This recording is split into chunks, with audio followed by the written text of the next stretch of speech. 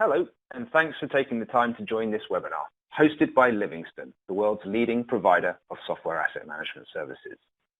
Today, we're going to be exploring the topic of managing software entitlements and why it's perhaps not as easy or as automated as some in the SAM industry would like you to believe. My name is Matt Fisher, and it is my pleasure to be your host for today's short webinar, which should last no more than 20 minutes. I'm the Chief Commercial Officer at Livingstone, and I have been working in and around the SAM and ITAM industry since 2004. I'm joined on today's webinar by my equally experienced colleague, Mark Farman. For those of you watching the live webinar, I do encourage you to submit questions through the course of the presentation, and we will address some or all of these in the Q&A session. Obviously, if you're watching on demand, you won't be able to submit a live question, but we will share our contact details at the end of the presentation. So let's get started. And let's start by addressing the elephant in the room. We're here today to talk about software asset management. And it's called software asset management for a very good reason. In 2015, Gartner first created a model that it called the 6 activities of software asset management. In 2017, this model was updated to the graphic that you see on screen now, and the 6 steps became 9. This was achieved by duplicating the first 3 stages: discover, identify, and normalize for both software consumption and entitlements. This was an important step as it was the first time that a body like Gartner had fully acknowledged the importance and difficulty in managing software entitlements. Specifically, it also called out the SAM tools that were largely competent at the automated discovery of software consumption, but poor at helping end-user organizations find, upload, process, and reconcile the other side of the equation, the entitlement. There's been a somewhat deliberate effort by some in the SAM industry over the last 10 years to mislead customer organizations. And the way that they've done that is by positioning the installed software as the asset. If you listen to analysts like Gartner, however, this simply isn't the case. The asset, since we're using that terminology, is actually the entitlement. Now, there is a view that says the discovery of software consumption is the easy part. It's arguably far more difficult to find, enter, and manage the entitlements.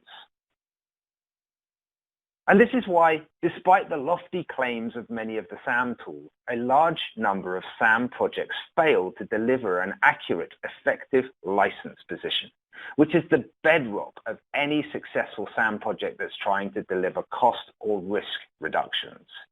Without an ELP for each software publisher that you want to manage, you can't hope to manage the costs and risks, optimize availability, or plan for migrations. So at this point, I'd like to hand over to Mark to take us through a few real-life examples of where managing entitlements can be more difficult than you might have been led to believe, and what you need to do to make sure that you're successful with your SAM project. Mark, over to you. Thanks, Matt. Yes, I'd like to start with a couple of items when organizations are trying to enter entitlement into typical tools today.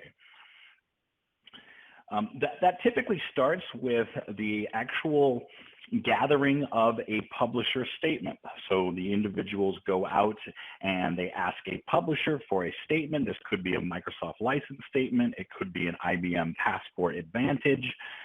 It could be a number of them. And they try to take the shortcut route. And what I mean by shortcut route is allowing you to go into a tool, click Browse, Upload, and upload that publisher statement. The tool then attempts to grab an extremely large spreadsheet, upload the data, and do a number of fuzzy logic matching on that data, which the result is literally thousands of licenses imported into a tool.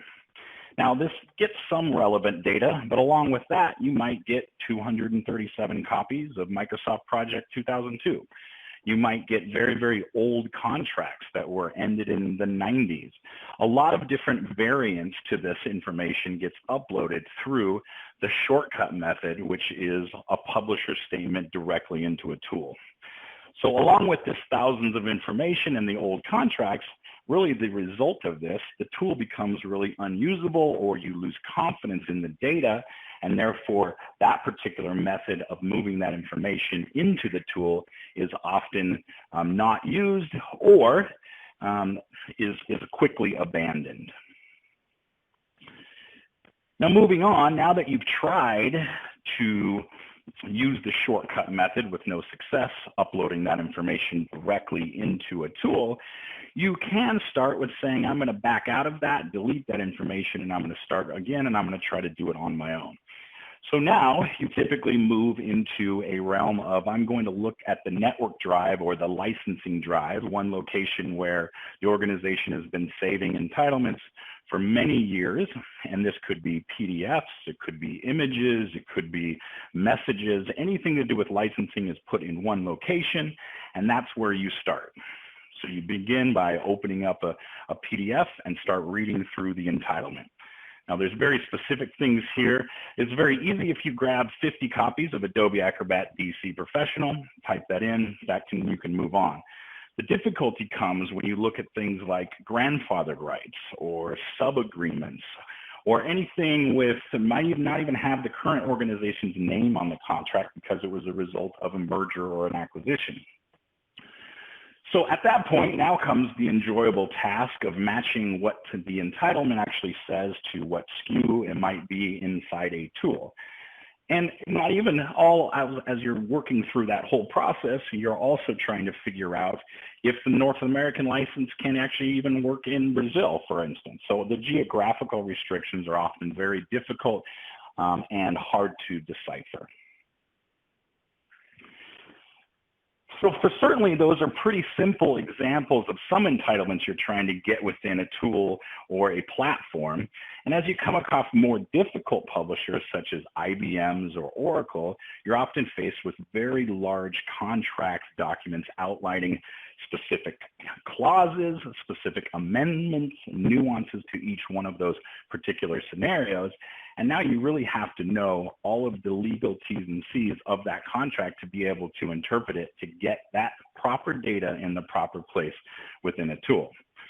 Now, some of those licenses can have very complex metrics, such as headcount or revenue, or some stockbroking software even have transactional-based metrics that you have to account for. So these are very difficult metrics to quantify and gather, much less get in the tool. And more than likely, typical organizations throw up their hands, put that at the bottom of the pile, and move on. So barring if you try to take the shortcut approach of importing a publisher, or you try to go at the licensing drive or email account yourself, the bottom line is interpreting these contracts and getting licenses into a tool is very difficult. Matt, I'll hand it back to you. Thanks, Mark. So I think one of the main things to think about here is that there is a common misperception that SAM is a single skill. In reality, we've identified 7 core SAM skills, and I'm sure that you could argue that there are even more. But in essence, to be successful at software asset management, you need best practices, tools administration, project management, contracts expertise, the ability to process data, to generate and share reports. And last but by no means least, you need to have expertise in the licensing schemes of your target vendors. You then need access to what we describe as peripheral skill sets, which might include help with deploying agents, understanding how many eligible users you have across the organization, and legal helps with contracts, together with an actual understanding of billing and expenditure trends. While an individual SAM manager may well be multi-skilled, it's unfair to expect them to be an expert in all of these skills. So we see SAM as very much a team effort. And it's really important that you understand the skills that you have in-house and then decide how best to fill the gaps, whether that's with a tool or perhaps with external SAM expertise or indeed with both. As Mark has clearly demonstrated today, depending too heavily on a SAM tool for things that it might not be very good at can be a very dangerous strategy. There are some key SAM tasks like entitlement management that just cannot yet be effectively automated. As a SAM manager, you're now supporting a wider group of decision makers than ever before. And to provide them with actionable intelligence, you need to manage 3 distinct data types: entitlement, non-instance data, and consumption data. To do that across multiple software publishers and platforms, there are a number of distinct tasks that need to be performed.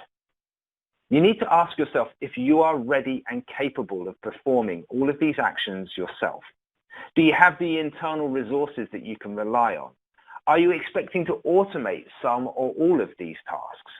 Or have you acknowledged that perhaps there are SAM skills gaps that exist within your own team and realized that you would benefit from external help?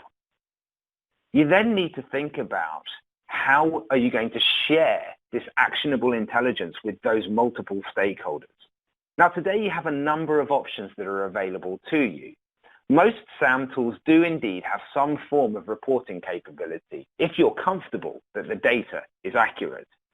And as more stakeholders become proficient at self-serving data through BI or analytics platforms, so using those can be an effective way of sharing a single source of data to satisfy the individual needs of multiple stakeholders.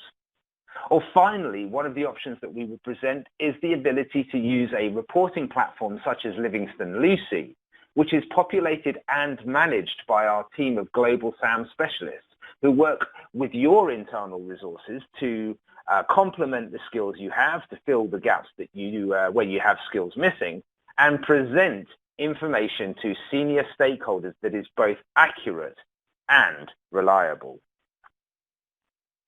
I think the main thing that we've shown today, and really regardless of whichever route you choose to go, the key thing is not to underestimate the importance of the entitlements. So before we draw this presentation to a close, we've had a couple of questions come in from the live audience, and Mark, I'm going to put you on the spot and put a couple of these to you now. So the first question is, when it comes to uploading and managing entitlements, where do you see the main financial risk being in the organization?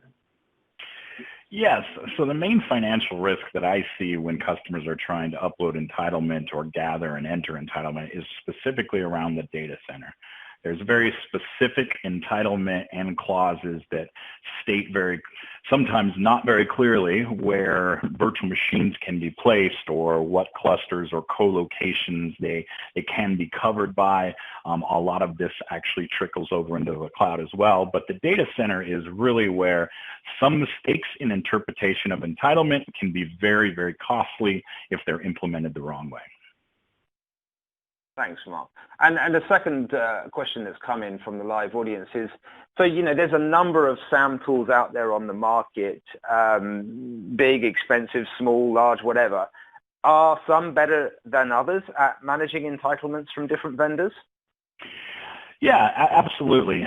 Some tool vendors really have focused on the Microsoft license statement, for instance, trying to decipher transactional data and what exactly the tabs mean on that large document. And they do sometimes a pretty good job at it.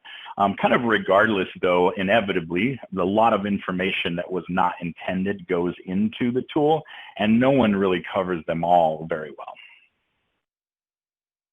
Fine. Okay, well, that's useful information. Thanks, Mark.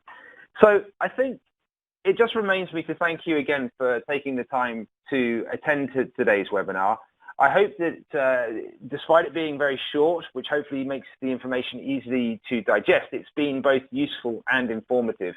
We have a whole series of webinars that we're hosting on a weekly basis and that are available both live and then on demand. So check the Livingstone website for details of those, and we look forward to speaking to you again soon. But for now, I just wish you a great day.